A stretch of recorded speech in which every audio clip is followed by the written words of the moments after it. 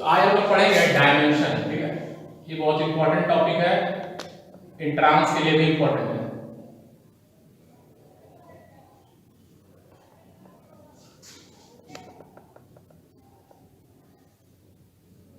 Dimension, dimension, ठीक है।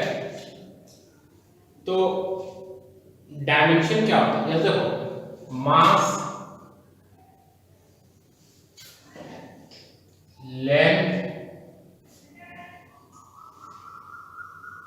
Time, basically हम इन तीनों पर कॉन्सेंट्रेट करते हैं कि जैसे जैसे बाकी फिजिकल क्वांटिटी का इन्वॉल्वमेंट होगा डायमेंशन एनालिसिस में, तो फिर बाकी का बात करेंगे। फिलहाल इन तीनों का बात करते हैं, मास, लेंथ और टाइम का। ठीक है, तो मास का डायमेंशन फॉर्मूला होता है m, लेंथ का होता है l और टाइम का होता है t।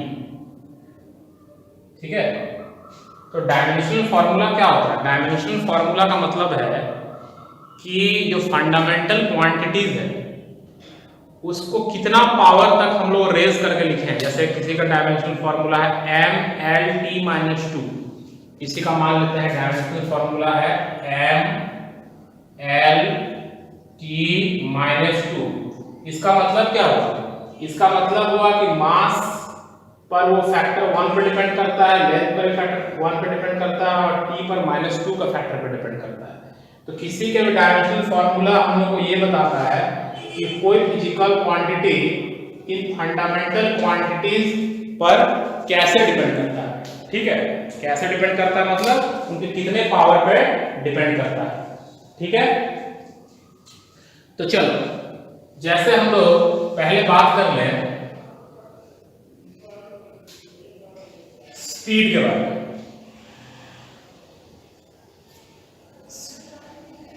स्पीड के बारे में बात करते हैं। ठीक है,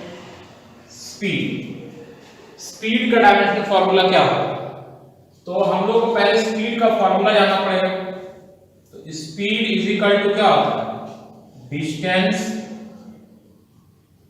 bye time. Speed is equal to होता है डिस्टेंस बाय टाइम। ठीक है, अब डिस्टेंस इनमें तीनों में से क्या है? डिस्टेंस क्या है? डिस्टेंस भी तो एक तरह का लेंथ ही है। तो क्या हम लोग लिख सकते हैं l, डिस्टेंस को क्या लिख सकते हैं l, और टाइम तो है t, तो लिख देंगे l by t।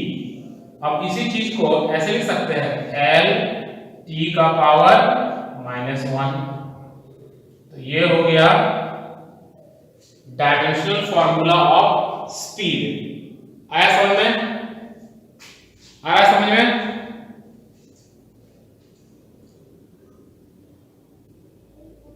Saurabh, Mohit,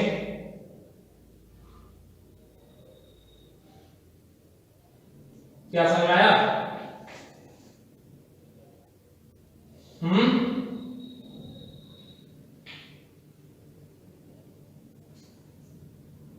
learning facts समझ में आया कि नहीं आया?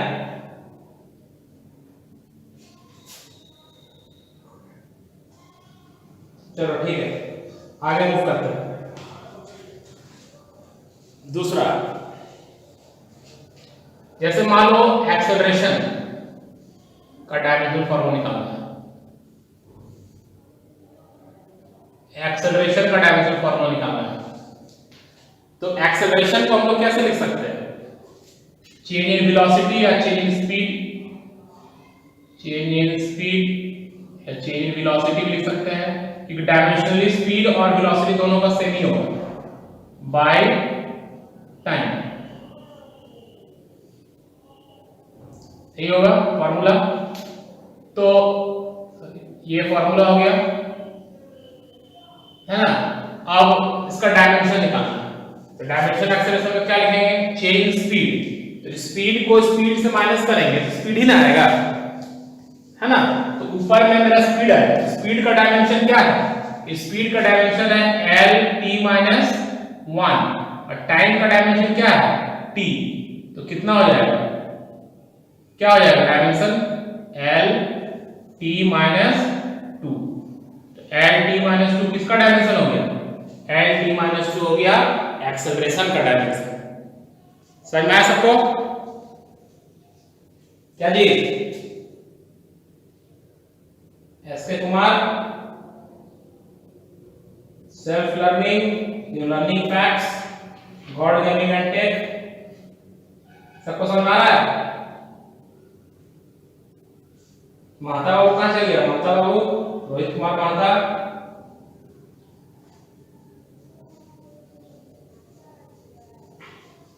आया समझ में?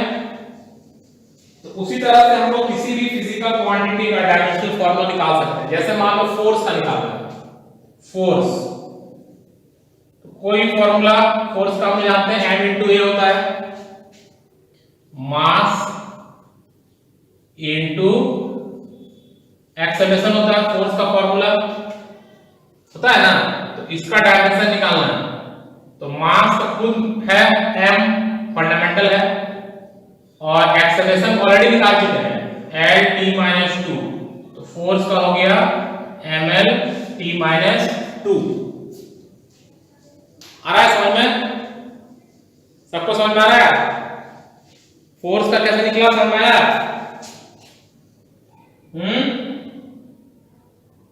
रोहित, रोहित महता, एस के कुमार, सबको समझ में आ रहा है? चलो, जैसे हम लोग को मान लेते हैं प्रेशर का निकालना है। प्रेशर किसका डायमेंशन निकालना है? प्रेशर का, सपोज हम लोग निकालना है। Question, find dimensional formula, dimensional formula of a pressure, b energy, ठीक है, c मोमेंटम, ये सब का डायमेंशनल फॉर्मूला निकालना है। ठीक है, ये क्वेश्चन है। तो कैसे डायमेंशनल फॉर्मूला निकालेंगे?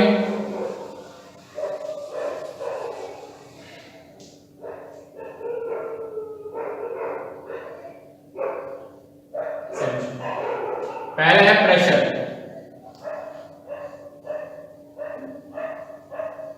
प्रेशर है ना? तो प्रेशर इक्वल्स टू क्या होता है? प्रेशर इक्वल्स टू होता है force by area. Pressure equals to होता है फोर्स बाय एरिया, ये होता है प्रेशर। प्रेशर इक्वल्स टू होता है फोर्स बाय एरिया। ठीक है, तो इसका डायमेंशनल फॉर्मूला क्या होगा? फोर्स का या तो हम लोग को अलग से निकालना पड़ेगा, या तो फोर्स का हमको याद रखना पड़ेगा। तो एक दो बार प्रैक्टिस जैसे हम लोग ज्यादा करेंगे तो हम लोग को याद होने लगेगा। ठीक है, इसमें ज्यादा घबराने का जरूरत नहीं है। जैसे हम लोग ये कर लेंगे तो याद होने लगेगा। तो प्रेशर फोर्स का क्या होता है डायमेंशनल फॉर्मूला? अभी थोड़ा देर पहले लिखे थे, M L T minus two by area क्या हो जाएगा? एल स्क्वायर, क्योंकि एरिया का मीटर स्क्वायर होता है ना। एरिया क्या होता है? मीटर स्क्वायर होता है, इसलिए एरिया का हो जाएगा एल का स्क्वायर। तो फिर इसको सॉल्व कर सकते हैं हम लोग, एक एल और एल कैंसिल हो जाएगा। एम, ये एल के ऊपर लिखेंगे तो एल का पावर -1 लिखना पड़ेगा और टी का पावर -2 आ जाएगा। तो ये हो गया तुम्हारा किसका?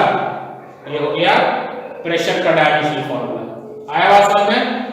एक इसका डायमेंशनल फॉर्मूला हो गया, ये हो गया प्रेशर का डायमेंशनल फॉर्मूला। क्लियर है?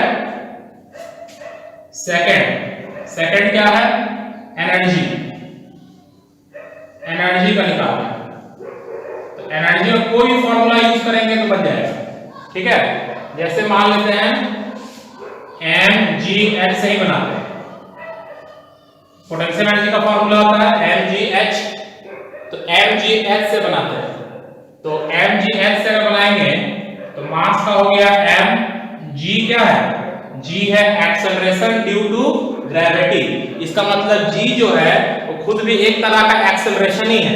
तो एक्सेलरेशन का डायमेंशन फार्मूला हम जानते हैं l t - 2 और h के हाइट मतलब लेंथ हो गया l, तो क्या आ जाएगा m l स्क्वायर t - 2।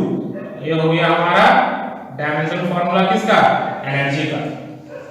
ठीक है, तुम बोलोगे नहीं सर हम एनर्जी का ही निकालेंगे, लेकिन हम लोग एनर्जी का निकालेंगे काइनेटिक एनर्जी का फार्मूला यूज करके, तब भी हम लोग निकाल सकते हैं। ठीक है, देखते हैं सेम आया क्या लगाएगा। मान लेते हैं एनर्जी का निकाल रहे हैं, तो kinetic energy equal to half m v square होता है। डायमेंशन में जब हम एनालिसिस करते हैं तब कांस्टेंट वैल्यूज को नहीं लिया जाता है, इसको नहीं लेना है, नॉट टेकन। ठीक है, इसको नहीं लेना है, हम लोग को सिर्फ फिजिकल क्वांटिटी को लेना है। तो हाफ तो कोई फिजिकल क्वांटिटी नहीं ना है, वो तो वैल्यू है। यहाँ पर फिजिकल क्वांटिटी कौन है, मास है और स्पीड है। तो इसका क्या हो जाएगा, ये फॉर्मूला हो गया, तो हाफ हटा दो तो मास का हो गया m और v या स्पीड का होता है l t - 1, लेकिन उसका स्क्वायर है, उसका स्क्वायर भी करना पड़ेगा। तो इसका मतलब हमारा एनर्जी का क्या आ जाएगा, एनर्जी का आ जाएगा m l स्क्वायर t - 2। तो ये हो गया एनर्जी का डायमेंशन फॉर्मूला। आया समझ में, तुम लोग आए समझ में? अगर हाथ उठा दो तो देखें, हाथ उठा जल्दी जल्दी, किसको समझ में आ रहा है, किसको समझ में आ रहा है, जल्दी से हाथ उठाओ।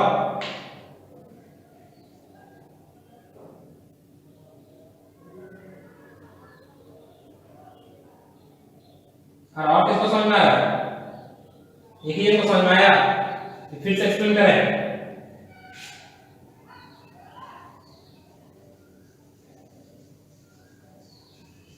ठीक है, समझ में आ रहा है, चलो मूव करते हैं आगे। ओके, अब देखो हम लोग को मोमेंटम का भी निकालना है। ठीक है, मोमेंटम, तो c हो गया मोमेंटम। तो मोमेंटम को हम p से नोट करते हैं। मोमेंटम का फॉर्मूला क्या होता है, मास इनटू स्पीड होता है। तो क्या आ जाएगा, मास का m और स्पीड का हो गया l t - 1। तो मोमेंटम का हो गया ml t - 1। आया बात समझ में कि नहीं आया, आ रहा है समझ में? किसको किसको समझ में नहीं आ रहा है, किसको किसको समझ में नहीं आ रहा है, बोलो जल्दी जल्दी बोलो। सबको समझ में आ रहा है? किसी फिजिकल क्वांटिटी का हम लोग इस अप्रोच से अगर करेंगे तो डायमेंशन निकाल सकते हैं। ठीक है, आ रहा है समझ में?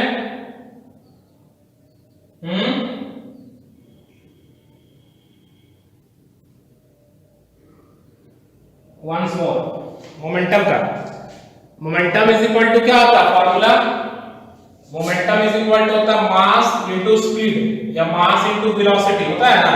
तो मास का डायमेंशन क्या है m और स्पीड या वेलोसिटी का क्या है l t - 1। तो मोमेंटम का क्या हो गया m l t - 1। आया समझ में? तो मेरे कहने का मतलब है अगर हम लोग को फॉर्मूला पता है फिजिकल क्वांटिटी का तो हम लोग उसका डायमेंशन निकाल सकते हैं easily. Is it clear to everyone? Clear है सबको कि कोई दिक्कत है यहाँ पे? क्लियर है, होना चाहिए हमको लगता है।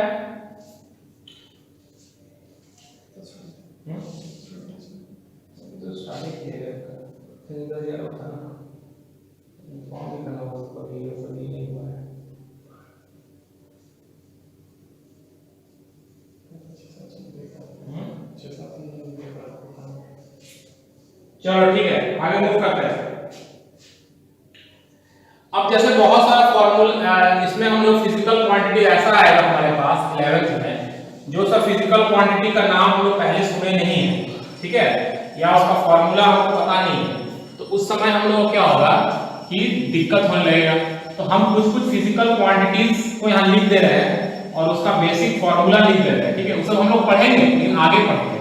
तो तुम लोग फिलहाल उस क्वांटिटीज को अभी हम जो लिखेंगे उसका स्क्रीनशॉट ले लेना। अभी हम जो लिखेंगे उसका स्क्रीनशॉट लेके सब लोग रख लोगे, ठीक है। तो यहां पर हो गया फिजिकल क्वांटिटी, फिजिकल क्वांटिटी और फॉर्मूला।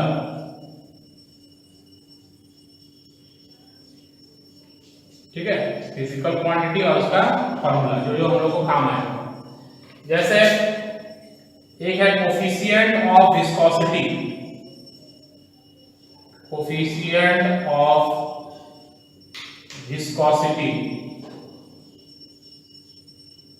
ठीक है, कोफिशिएंट ऑफ क्या होता है क्या नहीं होता है ये सब हम लोग बाद में डिस्कस करते हैं, अभी जितना बता रहे उतना ही दिमाग रखना है। कोफिशिएंट ऑफ विस्कोसिटी ये होता है F is equal to NA change in speed, D मतलब चेंज है, ठीक है, change in speed by change in position, change in speed by change in position. यहां N जो है N ये हमारा कोफिशिएंट ऑफ विस्कोसिटी है, कोफिशिएंट ऑफ विस्कोसिटी है। ठीक है, ये हमारा कोफिशिएंट ऑफ विस्कोसिटी है। F फोर्स है, A एरिया है, F क्या है फोर्स है, F फोर्स है, A एरिया है।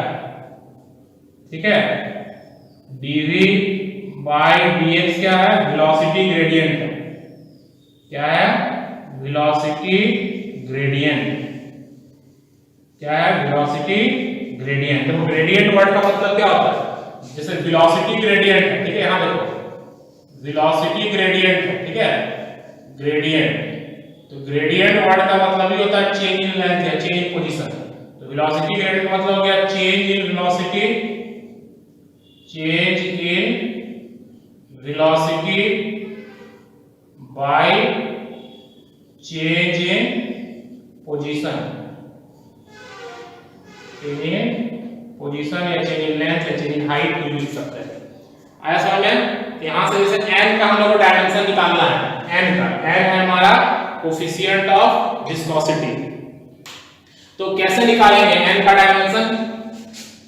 मान लेते हैं कोफिशिएंट ऑफ विस्कोसिटी का डायमेंशन निकालना है, कोफिशिएंट ऑफ विस्कोसिटी का डायमेंशन निकालना है, कोफिशिएंट ऑफ विस्कोसिटी का डायमेंशन निकालना है। तो उसको हम लोग कैसे निकालेंगे, ठीक है, कोफिशिएंट ऑफ विस्कोसिटी कैसे निकालेंगे? तो देखो इस फार्मूला को याद होना चाहिए, तो फार्मूला का लिस्ट हमारे पास रहेगा, धीरे धीरे करते करते हम लोग को याद भी हो जाएगा, ठीक है, क्योंकि ये सब पढ़ना भी है टॉपिक हम लोग आगे, तो फिलहाल नहीं पढ़ना है इसलिए हम फार्मूला लिख दिए। तो n का निकालना है, n इक्वल्स टू क्या आ जाएगा f, यहाँ पे एक माइनस भी रहता है तो खैर फार्मूला में माइनस से हमको मतलब नहीं है, हम क्या बताएं माइनस प्लस कांस्टेंट वैल्यू ये सब से मतलब नहीं है डायमेंशन पर, डायमेंशन को सिर्फ फिजिकल क्वांटिटी से मतलब है। वहां पर हाफ है कि 2 है कि 5 है उससे मतलब नहीं है, माइनस है कि प्लस है उससे मतलब नहीं है। तो f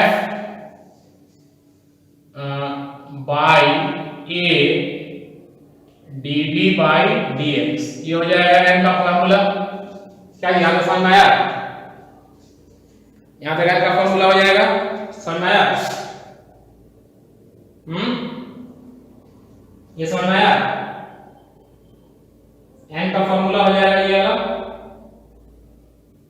सौरभ। प्रतिमा कुमारी कौन है? प्रतिमा कुमारी कौन है? एस के कुमार कौन है, थोड़ा बता दीजिएगा। नहीं समझ में आया? देखो पहला बात है कि हम लोग को अभी फॉर्मूला याद करना है, फॉर्मूला का लिस्ट रखना है, ठीक है। तो हम लोग को जैसे कोफिशिएंट ऑफ विस्कोसिटी निकालने बोला है, तो हम लोग को कोई ऐसा फॉर्मूला सोचना होगा जिसमें कोफिशिएंट ऑफ विस्कोसिटी आता है, ठीक है। तो ये फॉर्मूला उसका है कोफिशिएंट ऑफ विस्कोसिटी का। ऐसे उसका एक और फॉर्मूला भी है, हम जैसे कोई बोलेगा नहीं हम दूसरा फॉर्मूला निकालेंगे, इसका एक और फॉर्मूला भी है, F force is equal to 6 pi nRV, इससे भी निकाल सकते हैं। जहां पर 6 पाई तो हमारा कांस्टेंट हो गया, इसको कुछ करना नहीं है, F फोर्स हो गया, n कोफिशिएंट ऑफ विस्कोसिटी हो गया, R रेडियस हो गया और V स्पीड हो गया। इस फार्मूला से भी हम लोग निकाल सकते हैं।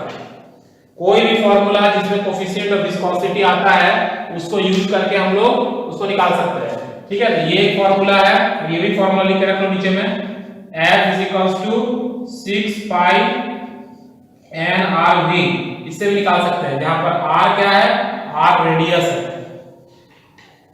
और v क्या है, v स्पीड या वेलोसिटी है। ठीक है, आया बात समझ में? इस फॉर्मूला से भी हम लोग n का वैल्यू मतलब कोफिशिएंट ऑफ विस्कोसिटी का वैल्यू निकाल सकते हैं। ये सब फॉर्मूला हम लोग को पढ़ना है, लेकिन आगे चैप्टर से पढ़ना है, लेकिन डायमेंशन में ये सब फॉर्मूला से भी हम लोग को किसी क्वांटिटी का डायमेंशन निकालने दे सकता है। जैसे हम लोग को बोल देगा, जैसे हम लोग को इससे प्रीवियस जो हम लोग क्वेश्चन बनाए उसमें बोला डायमेंशन निकालना है प्रेशर का, तो प्रेशर का फॉर्मूला हम लोग पढ़ चुके हैं ऑलरेडी कि फोर्स बाय एरिया होता है। एनर्जी का निकालने बोला तो एनर्जी का फॉर्मूला पढ़ चुके हैं, लेकिन कोफिशिएंट ऑफ विस्कोसिटी का बोला तो कोफिशिएंट ऑफ विस्कोसिटी हम लोग पढ़े नहीं है, तो पढ़े नहीं है तो हमको फॉर्मूला जानना पड़ेगा, तो हम फॉर्मूला तुम लोग को अभी बता देते हैं। ठीक है, उसका डिटेल जो है वो हम लोग फर्दर आगे जब टॉपिक्स पढ़ेंगे तब बताएंगे।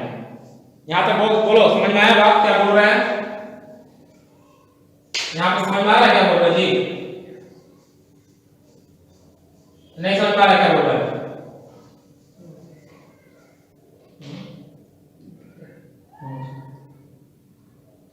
यहां समझ में आया क्या बोले? सुधार लिया,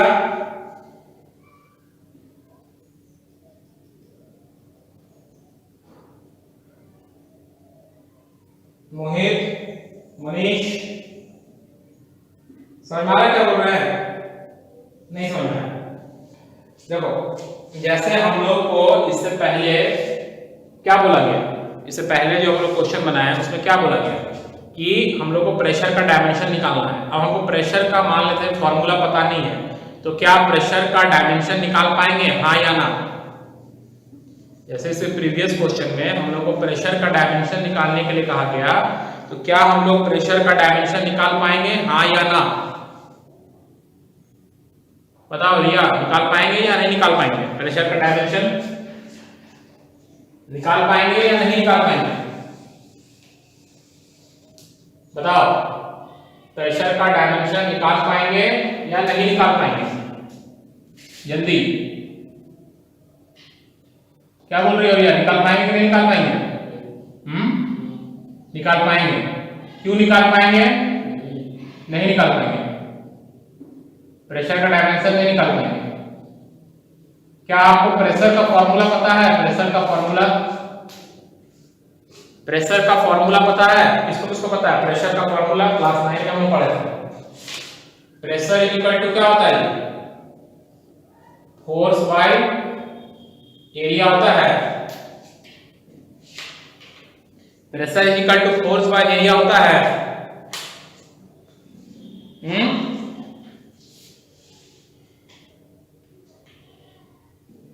फोर्स बाय एरिया होता है।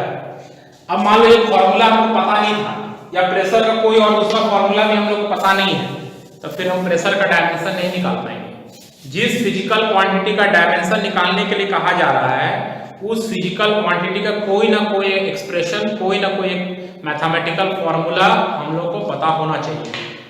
यहां तक बात फैक्ट क्लियर हुआ? क्या बोल रहे हैं? यहां तक फैक्ट क्लियर है कि नहीं क्लियर है? बोलो, यहां तक फैक्ट क्लियर है कि नहीं क्लियर है?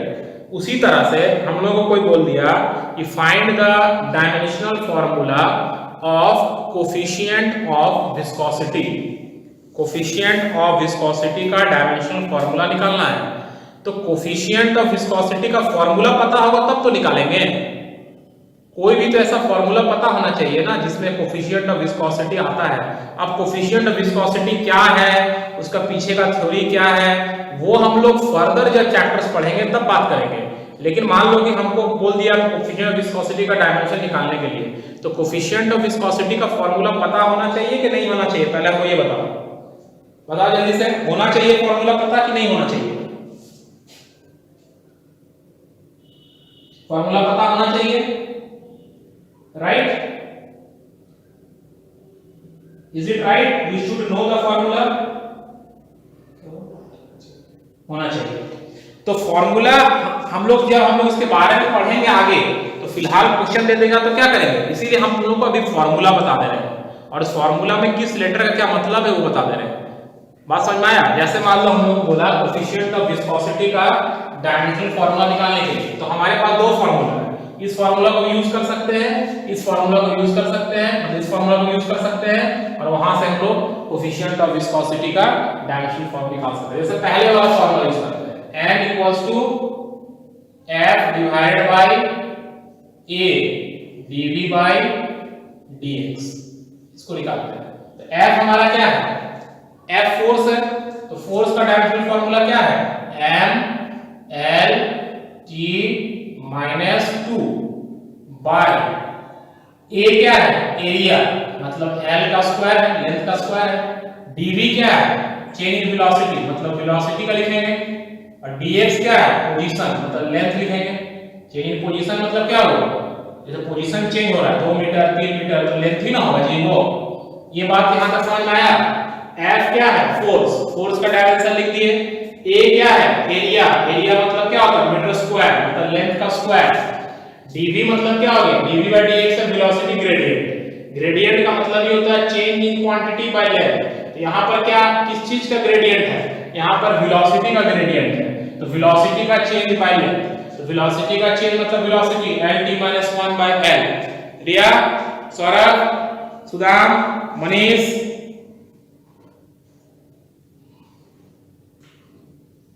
बोलो जी। मोहित, गेमर भाग गया क्या? आया समझ में यहां तक? यहां तक जो बात बोलो समझ में आया?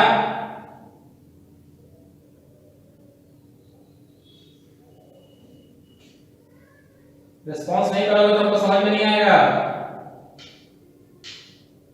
यहां पे समझ में आया? सबको समझ में आया? ओके ओके, समझ में आ रहा है। तो बस इसको सॉल्व करेंगे, एक l और l कैंसिल हो जाएगा, एक l l यहां भी कैंसिल होगा, एक t भी कैंसिल होगा, तो बचेगा क्या? m, ये l को ऊपर लिख देंगे तो हो जाएगा l - 1, और यहां पे बच गया t - 1। तो कोफिशिएंट ऑफ विस्कोसिटी का डायमेंशन क्या आ गया? m l - 1 t - 1। समझ में आया? अगर मान लो तुमको ये फार्मूला याद नहीं है, ये फार्मूला याद है, तो इस फार्मूला से निकालेंगे, देखो क्या आ रहा है, सेम आ रहा है कि नहीं आ रहा है। दूसरे वाला फार्मूला अगर हम लोग को याद है तो F हम लोग को याद है 6 पाई n r v, ये फार्मूला याद है, ठीक है। तो हम लोग को निकालना है डायमेंशन किसका? तो कोफिशिएंट ऑफ विस्कोसिटी का। तो क्या करेंगे? F बाई RV कर देंगे। 6 पाई को लेने का जरूरत नहीं है, डायमेंशन में कांस्टेंट वैल्यू का कोई काम नहीं होता है। काम सिर्फ किसका होता है? जो फिजिकल क्वांटिटी है, जो कोई फिजिकल क्वांटिटी, लेंथ है, मास है, स्पीड है, रेडियस है, एरिया है, वॉल्यूम है, उसका काम है, ठीक है। तो F मतलब क्या हो गया? F मतलब हो गया फोर्स। तो फोर्स का डायमेंशन कितना है? फोर्स का डायमेंशन कितना है? m l t - 2 है फोर्स का डायमेंशन, और r रेडियस मतलब क्या हुआ जी? एक तरह का लेंथ ही ना हुआ, लेंथ ही है ना, मीटर या सेंटीमीटर में ही होगा, और v है तुम्हारा स्पीड l t - 1 होगा। अब इसको सॉल्व करो, देखो कितना आ रहा है, तो आ जाएगा m, एक l कट जाएगा, एक l बच जाएगा, l - 1, इसको ऊपर लिख देंगे t - 2 और t - 1, t - 1 बचेगा, तो आ गया m l - 1 t - 1। किसी भी फार्मूला से किसी भी फिजिकल क्वांटिटी का डायमेंशन निकालेंगे तो सेम ही आएगा। जैसे हम क्या बताया, एनर्जी, तुम एनर्जी का कोई भी फार्मूला लगा के बनाओगे तो एनर्जी का डायमेंशन सेम आएगा। उसी तरह से कोफिशिएंट ऑफ विस्कोसिटी का डायमेंशन निकालना था, तो कोफिशिएंट ऑफ विस्कोसिटी का जो भी फार्मूला हम लोग को याद है, उस फार्मूला को लगा के हम लोग m का निकालेंगे तो सेम ही आएगा। यहां पे बात क्लियर है सबको? कि कोई दिक्कत? क्लियर है? रिया, सौरभ, मनीष, सुदाम, बोलो जी, क्लियर है कि क्लियर नहीं है?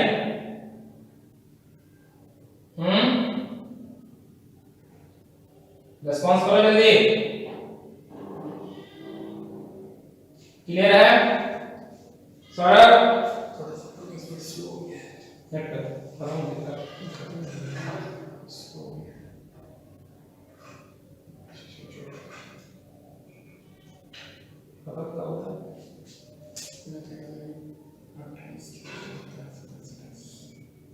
क्लियर है ना? चलो ठीक है। तो उसी तरह से हम कुछ कुछ और फिजिकल क्वांटिटी का लिस्ट तुम लोग को दे दे रहे हैं। उस लिस्ट में फॉर्मूला सब पहले याद कर लो, या इसका स्क्रीनशॉट ले लेना और उसको कॉपी में अच्छा से लिख लेना, ठीक है? जब तुमको ये फॉर्मूला सब दिमाग में आ जाएगा ना, तो हम लोग इजीली क्वेश्चन सॉल्व कर देंगे, ठीक है? तो देखो कैसे यूज करना है इसको। शुरू में भी तुरंत तो फॉर्मूला याद नहीं होगा, तो हम तुमको बताते हैं चीज।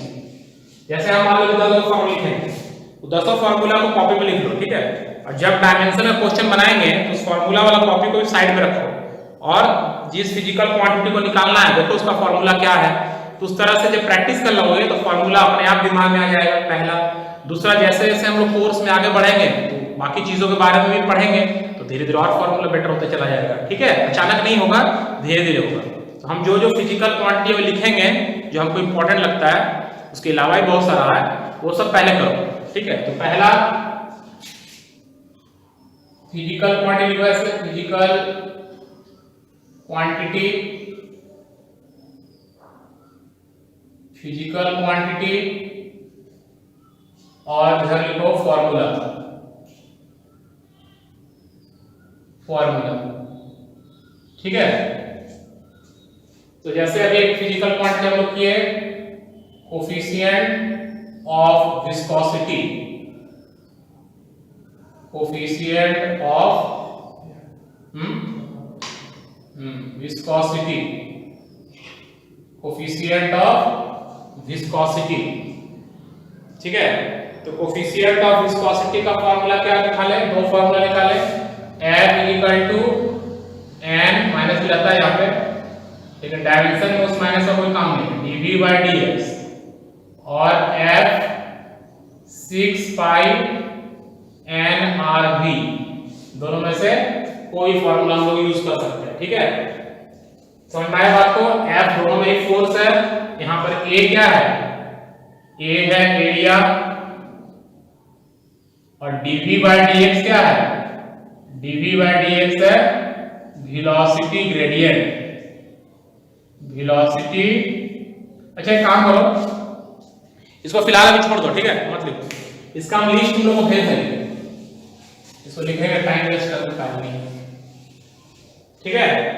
इसका लिस्ट हम जितना ही फॉर्मूला का लिस्ट है वो तुम लोग अच्छा से लिख के पेज में व्हाट्सएप पे भेज देंगे, ठीक है?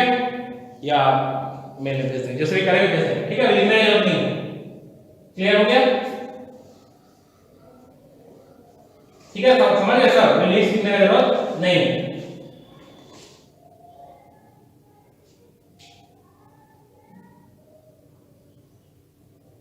हम उसको भेज देंगे। अब देखो दूसरा चीज कि डायमेंशन में और एक चीज हमको जानना है, वो है principle of homogeneity, principle of homogeneity,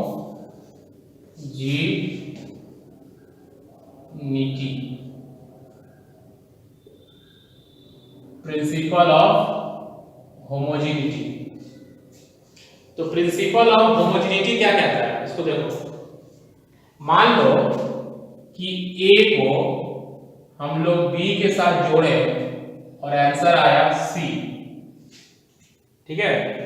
यहां पर A, B and C are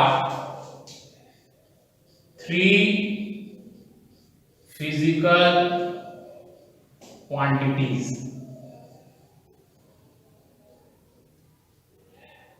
ठीक है? A, B और C क्या है? 3 फिजिकल क्वांटिटीज है। बात समझ में आया? तो प्रिंसिपल ऑफ होमोजेनिटी क्या कहता है? देखो जैसे तुम लोग हमको बताओ, तो इसको छोड़ो, तो हमको बताओ यहाँ पे चीज 5 kg है प्लस 3 मीटर है, इसको जोड़ेंगे तो कितना आएगा, या माइनस भी करेंगे तो कितना आएगा बताओ? तो 5 kg है, चाहे हम 3 मीटर के साथ उसको ऐड करें या सब्ट्रैक्ट करें, मान लो ऐड कर रहे हैं पहले, तो कितना आंसर आएगा? 5 kg प्लस 3 मीटर, कितना आंसर आएगा जी?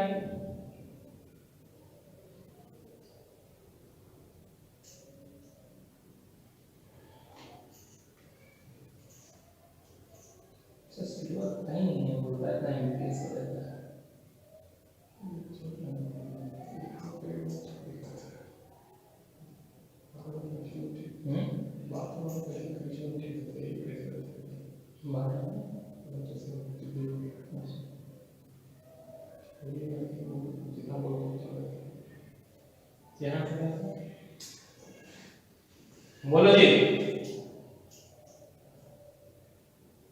5 kg में 3 मीटर जोड़ेंगे या 5 kg में 3 मीटर घटाएंगे, जो भी करें, मतलब जोड़ ही रहे, कितना आंसर है?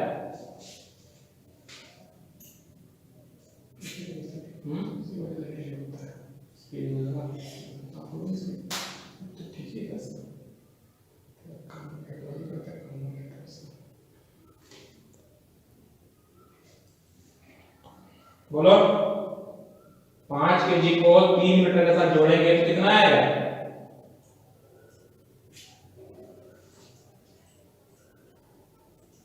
कोई नहीं बता पा रहा है? सौरभ,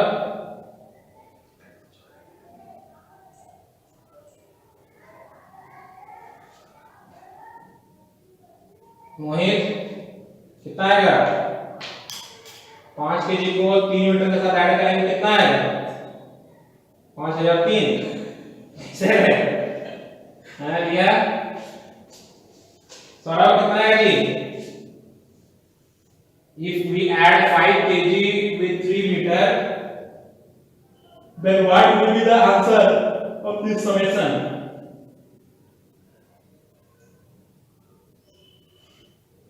सौरभ बताइए, मोहित, सुदाम, कोई बता पाएगा? ये पॉसिबल नहीं है, ठीक है, ये पॉसिबल नहीं है, नॉट पॉसिबल, क्योंकि केजी मतलब क्या है? मास है, मीटर मतलब क्या है? लेंथ है। मास को हम लेंथ के साथ ऐड या सब्ट्रैक्ट नहीं कर सकते हैं। यहां तक बात समझ में आया? मास को लेंथ के साथ हम ऐड नहीं कर सकते। इसका मतलब है कि दो फिजिकल क्वांटिटी को हम तभी ऐड कर सकते हैं या तभी सब्ट्रैक्ट कर सकते हैं जब दोनों सेम फिजिकल क्वांटिटी हो या दोनों का डायमेंशन सेम हो, क्योंकि डायमेंशन तभी सेम होगा जब दोनों सेम फिजिकल क्वांटिटी होगा। बस समझ में आया कुछ? Two physical quantities can be added और subtracted if they are the same physical quantity having the same dimensional formula. क्या हुआ जी? किसी को समझ में दिक्कत हो रहा है? क्यों ऐड नहीं कर सकते हैं? चलो ठीक है, तो तुम कैसे ऐड करोगे? जब तुमको हम बोल रहे हैं, तुम दुकान जब पेट्रोल लेने जाते हो तो बोलोगे 5 kg पेट्रोल देने के लिए उसको, बोलो जी, क्या बोलती है? 5 kg पेट्रोल देने बोलती है? नहीं बोलती है। तुम वहां पर उसको वॉल्यूम नापती है, इसलिए तुम वहां बोलती है कि 5 लीटर पेट्रोल दीजिए। लेकिन जब तुम आटा चावल खरीदने जा रहा है तो बोल रहा 5 किलो आटा दीजिए, क्योंकि तुम वहां वॉल्यूम नहीं नाप रहा है, तुम वहां पर मास नाप रहा है। ठीक है, तो हर एक अलग अलग फिजिकल क्वांटिटी होता है और हम किसी एक फिजिकल क्वांटिटी को दूसरे फिजिकल क्वांटिटी से जोड़ या घटा नहीं सकते। बात समझ में आया? अगर हम तुमको बोलेंगे कि 1 लीटर पानी में तुम 50 ग्राम, 1 लीटर पानी में 2 kg तेल जोड़ देना है, कैसे जोड़ेगा? 2 kg तेल मिलाना है, कैसे मिलाएगा? कैसे मिलाएगा? बोलो, पॉसिबल है? तो हमको बोलना होगा कि 1 लीटर पानी में 2 लीटर तेल मिलाना है, दोनों लीटर होना चाहिए, मतलब दोनों वॉल्यूम ही होना चाहिए। लीटर नहीं होना जरूरी नहीं है, कि दोनों वॉल्यूम होना चाहिए। आ रहा है समझ बात को? समझ आ रहा है रिया? कि दो फिजिकल क्वांटिटी तभी जुड़ेगा या तभी घटेगा जब दोनों सेम फिजिकल क्वांटिटी हो, मतलब दोनों लेंथ हो, दोनों मास हो, दोनों टाइम हो, दोनों एनर्जी हो, दोनों मोमेंटम हो। हाँ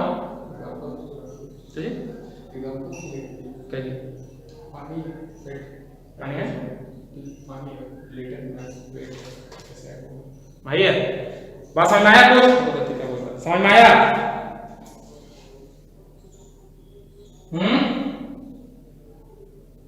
नहीं समझ में आया जी? दो फिजिकल क्वांटिटी को हम लोग तभी ऐड कर सकते हैं, जैसे आप बोलते हैं कि किसी का हाइट बोलते हैं कि लड़का 5 मीटर इसका हाइट है ना, 5 मीटर हाइट है, और दूसरा लड़का का 50 केजी वजन है, तो क्या होगा? उसका हाइट 55 मीटर हो जाएगा, या उसका मास 55 केजी हो जाएगा। क्या होगा? तुम यहाँ केजी लिखोगे कि मीटर लिखोगे? क्योंकि ना ही ये दोनों केजी रहेगा तो ठीक है 55 केजी हो जाएगा, दोनों मीटर रहेगा तो ठीक है फाइनल आंसर मीटर में आएगा, लेकिन यहाँ केजी प्लस मीटर कैसे जुड़ेगा? पॉसिबल है? बोलो जल्दी बोलो, पॉसिबल है या पॉसिबल नहीं है? आया समझ में? लिया सौरभ? No sir. अच्छा ठीक है, देखो जब हम लोग दो नंबर को जोड़ते हैं, जैसे मान लो ये, अच्छा ना ज्यादा कॉम्प्लेक्स हो जाएगा, जैसे मान लो दो नंबर को जोड़ते हैं 5 + 2 तो 7 लिखते हैं, क्योंकि ये सिर्फ दो नंबर है। लेकिन जब हम यहां लिख दे रहे हैं 5 kg, तो ये सिर्फ नंबर नहीं है, ये हो गया मास, किस चीज का मास हो गया, प्लस 2 kg, तो ये भी क्या हो गया? मास। तो ये दोनों ऐड हो सकता है या सब्ट्रैक्ट हो सकता है, और आंसर आ जाएगा 7 kg, ये भी मास ही होगा। ये समझ में आया भैया? सौरभ, सुधा, मनीष, सबको समझ में आया ये वाला बात? अब देखो, अगर हम लोग इसी चीज में, इसी एग्जांपल में अगर लिखते हैं, ये हो गया 5 kg, मतलब ये हो गया मास, ये हो गया 2 मीटर, मतलब ये हो गया लेंथ, तो ये क्या होगा? 7 क्या होगा बताओ? क्या होगा? मीटर होगा केजी होगा? अब ये बताना क्या होगा? 7 अगर आता भी है तो 7 क्या होगा? दोनों same member, same physical quantity को तो रिप्रेजेंट नहीं कर रहा है, एक मास को रिप्रेजेंट कर रहा है, लेंथ को, तो कैसे जुड़ेगा या कैसे घटेगा? दोनों सेम फिजिकल क्वांटिटी को रिप्रेजेंट करेगा तभी ना घटिया जोड़ सकते हैं।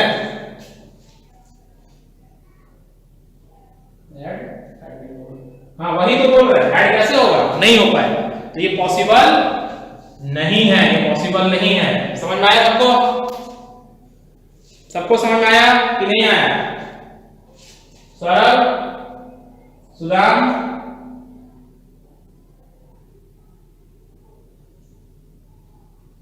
मनीष, बाकी लोग रेस्पॉन्स करो जी।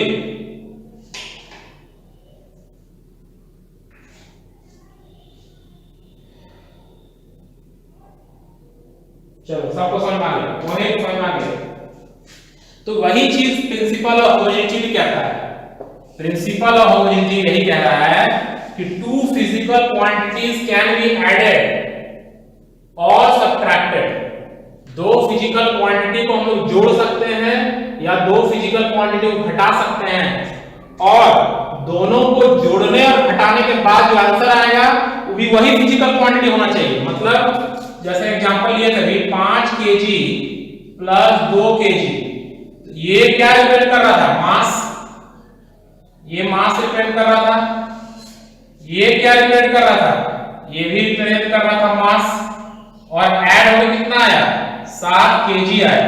ये क्या रिप्रेजेंट कर रहा है? मास। तो इसका मतलब क्या हुआ? दो फिजिकल क्वांटिटी जो सेम था, मास था, उसको जोड़े तो मास ही आया, ऐसा नहीं कि लेंथ आ जाए, है ना? तो प्रिंसिपल ऑफ होमोजेनिटी क्या कहता है कि two physical quantities can be added और subtracted if and only if they have the same dimensional formula। क्योंकि जब डायमेंशनल फार्मूला सेम होगा इसका मतलब दोनों सेम फिजिकल क्वांटिटी होगा।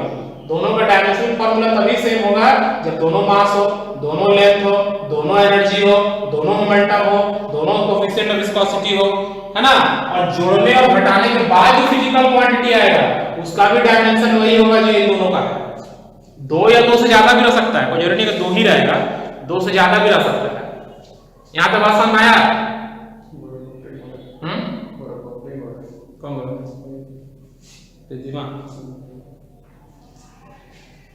देखो समझ में आया? बबलिंग का तो हम कुछ कर नहीं सकते। देखो समझ में आया ये बात? 2 फिजिकल क्वांटिटी को जब हम लोग जोड़ते हैं या 2 फिजिकल क्वांटिटी को जब घटाते हैं तभी संभव है जब दोनों का डायमेंशन सेम हो और ऐड करने के बाद और सब्ट्रैक्ट करने के बाद जो आंसर आता है उसका भी डायमेंशन वही होना चाहिए जो बाकी दोनों या तीनों फिजिकल क्वांटिटी का है। क्या ये बात समझ में आया? मतलब टोटल लेफ्ट हैंड साइड का जो डायमेंशन रहेगा और इक्वेशन के राइट हैंड साइड का जो डायमेंशन रहेगा दोनों तरफ का डायमेंशन सेम रहना चाहिए। क्या जी? तो तुम्हारा नेट स्लो होगा, तो क्या कर सकते हैं?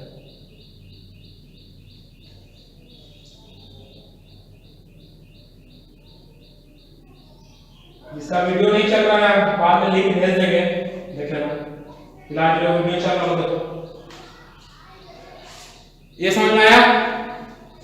तो प्रिंसिपल ऑफ होमोजेनिटी क्या कहता है कि 2 और मोर फिजिकल क्वांटिटीज, 2 जरूरी नहीं है, 2 से ज्यादा भी हो सकता है, 2 or more physical quantities can be added or subtracted if they have the same dimensional formula, है ना, and the result also have the same dimensional formula as that of the physical quantities on the left hand side of the equation। मतलब इस side equation का इस side जो भी physical quantities है उसका ऐड करके जो डायमेंशन आएगा इधर भी वही डायमेंशन आना चाहिए, क्योंकि अगर हम 5 kg और 2 kg को जोड़ रहे हैं, मास को मास से जोड़ेंगे तो मास ही ना जनरेट होगा, मास को मास से जोड़ेंगे तो वॉल्यूम जनरेट तो नहीं हो जाएगा ना।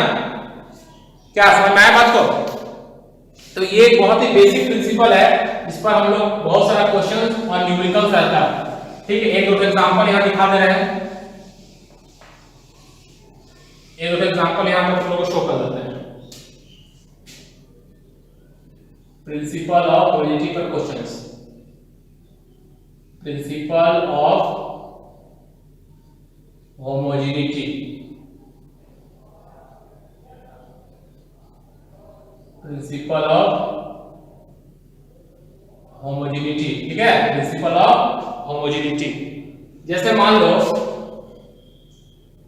एक है x is equal to a plus B T plus C T square, x is equal to a plus B T plus C T square.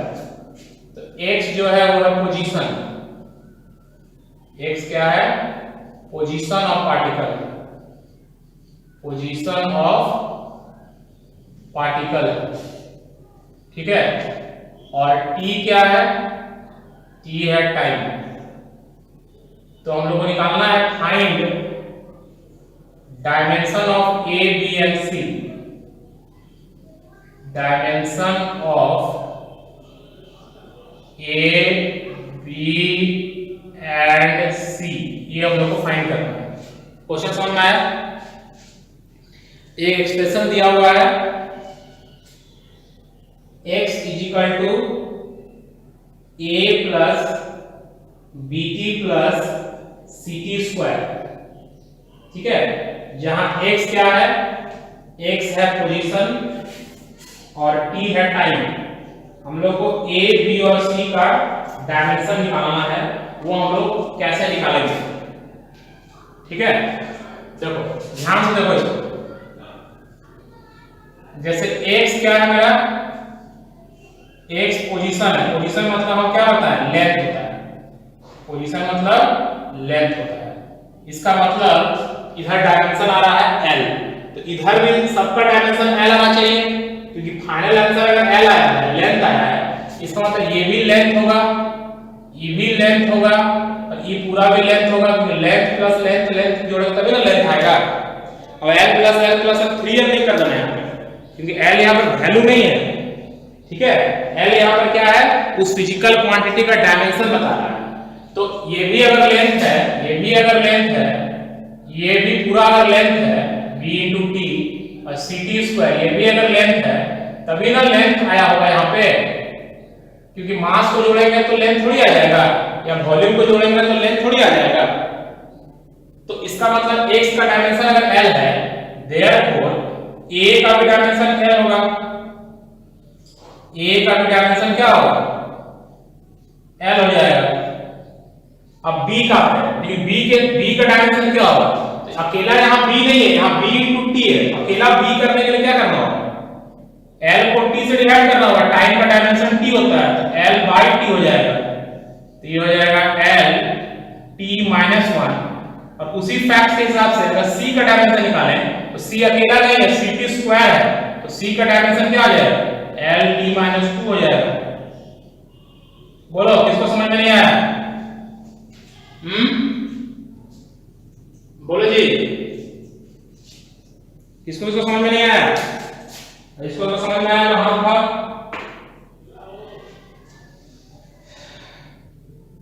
जल्दी करो यार, बड़ी गर्मी है। किसको किसको समझ में नहीं आया? और किसको किसको समझ में आया? जिसको समझ में आया प्लीज हाथ उठाओ।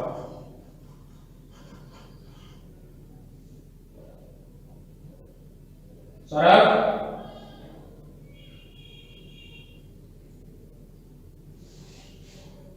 मोहित, सुदाम, क्या हुआ सौरभ, इंटरेस्ट नहीं आ रहा है?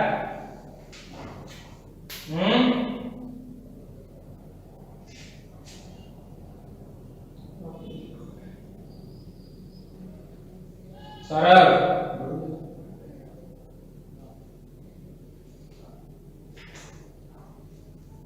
ठीक है।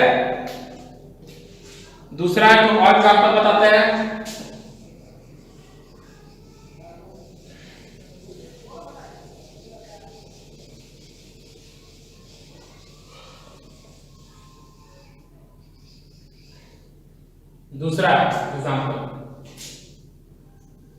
दूसरा एग्जांपल है,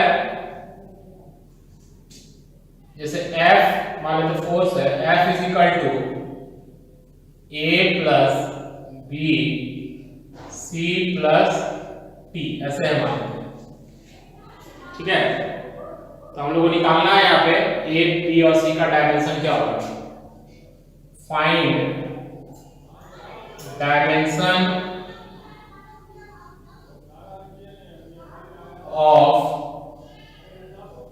A, B and C। A, B और C का डायमेंशन हम लोग को निकालना है। इसको कैसे निकालेंगे? तो F क्या है हमारा, F है फोर्स, ठीक है, ये फोर्स है, F हमारा है फोर्स।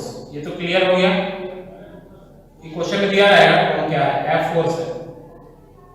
तो ये A जो है ये भी फोर्स होना चाहिए, क्योंकि A तो अकेला है, प्लस B/C प्लस P, ये पूरा भी फोर्स होना चाहिए।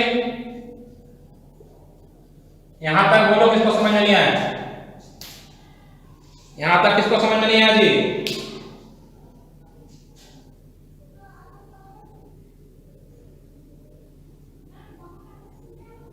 ये लर्निंग फैक्ट्स कौन है? यहां तक समझ में आया? योर लर्निंग फैक्ट्स कौन है? योर लर्निंग फैक्ट्स सौरभ, रिया, सुदाम, मनीष, आया समझ में ये बात? बोलो जी, ये समझ में आया जो बोले अभी? इस साइड में F है तो A भी F होगा और B/C प्लस T वो पूरा भी F होगा।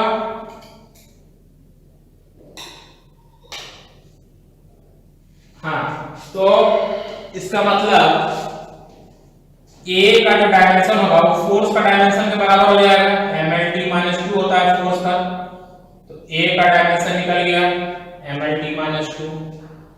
अब बी और इस पूरा, अब एक चीज यहां देखो, यहां पर नीचे में ये टर्म देखो, सी किसके साथ ऐड हो रहा है, नीचे वाला टर्म में सी किसके साथ ऐड हुआ है, सी टाइम के साथ ऐड हुआ है। इसका मतलब कि डायमेंशन ऑफ सी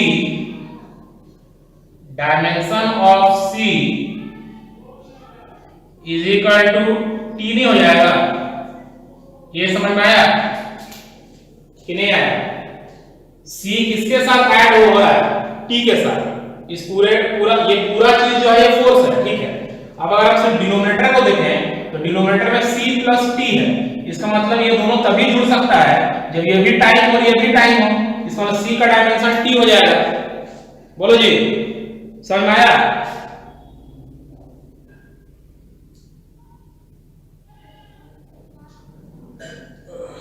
हाँ ठीक है, तुम्हारी से समझ में आया जी।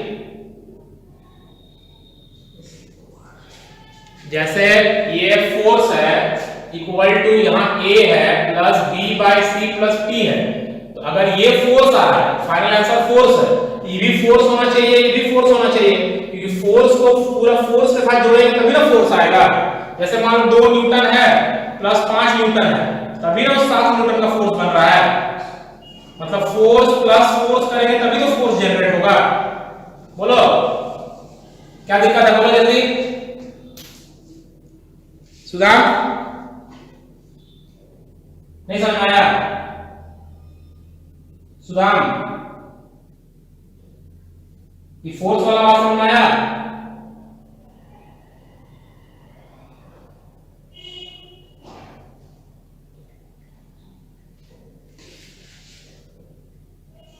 तो हम क्या बोले कि अगर ये फोर्स है, ये भी फोर्स है, ये भी फोर्स है, इसका मतलब A का डायमेंशन वही होगा जो फोर्स का डायमेंशन होगा। फोर्स का हम जानते हैं mLT-2 होता है। अब यहां पर ये भी पूरा फोर्स है, लेकिन यहां न्यूमरेटर है तो डिनोमिनेटर भी है, और डिनोमिनेटर में देख रहे हैं कि C T के साथ ऐड हो रहा है, मतलब C जो है वो टाइम के साथ ऐड हो रहा है। इसका मतलब C खुद भी टाइम होना चाहिए, क्योंकि टाइम को टाइम के साथ ही ऐड कर सकते हैं, तो C का डायमेंशन T हो गया। अब इस पूरा ये जो पूरा है, ये पूरा हमारा फोर्स है, इसमें B का आपको पता नहीं है, लेकिन नीचे में क्या है, नीचे में टाइम है। अब T प्लस T 2T नहीं कर देना है, नीचे में क्या है, नीचे में टाइम आया है। कैसे पता चला नीचे में टाइम आया है? क्योंकि C टाइम के साथ जुड़ रहा है, और C टाइम के साथ तभी जुड़ सकता है, जैसे मान लीजिए 2 सेकंड या 3 सेकंड है, नीचे में 5 सेकंड आएगा ना, टाइम आएगा नीचे, तो नीचे में टाइम है और ऊपर में B है, और ये पूरा मिला के क्या होना चाहिए, ये पूरा मिला के फोर्स होना चाहिए, mLT-2 होना चाहिए। तो क्रॉस मल्टीप्लाई कर दो, जब क्रॉस मल्टीप्लाई कर देंगे तो B का क्या आ जाएगा, B का आ जाएगा mLT-1, ये हो गया B का। बोलो फिर से बताएंगे, नहीं समझ में आया तो? हाँ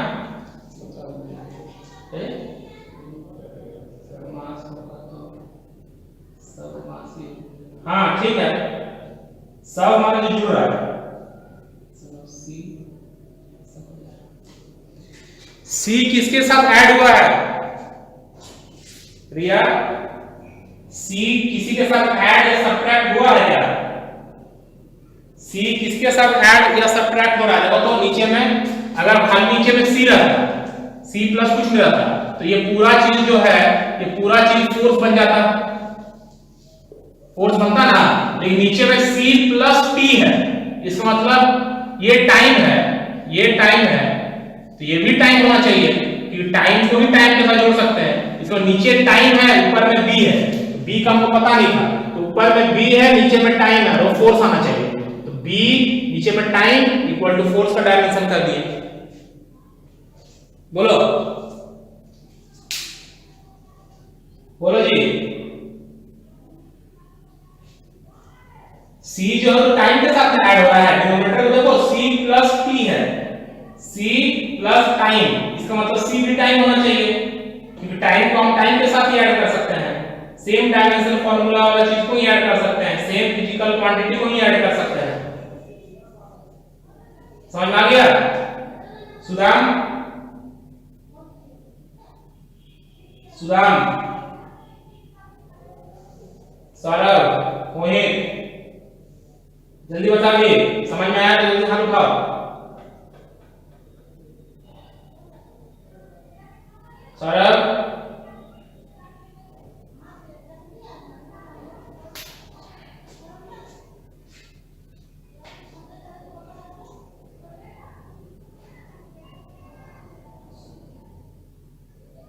चलो ठीक है। इस टाइप का क्वेश्चंस अगर तुम लोगों के पास 11 का बुक है तो इस टाइप का बहुत सारा क्वेश्चन मिलेगा जिसमें डायमेंशन निकालने के लिए कहा जाएगा, ठीक है।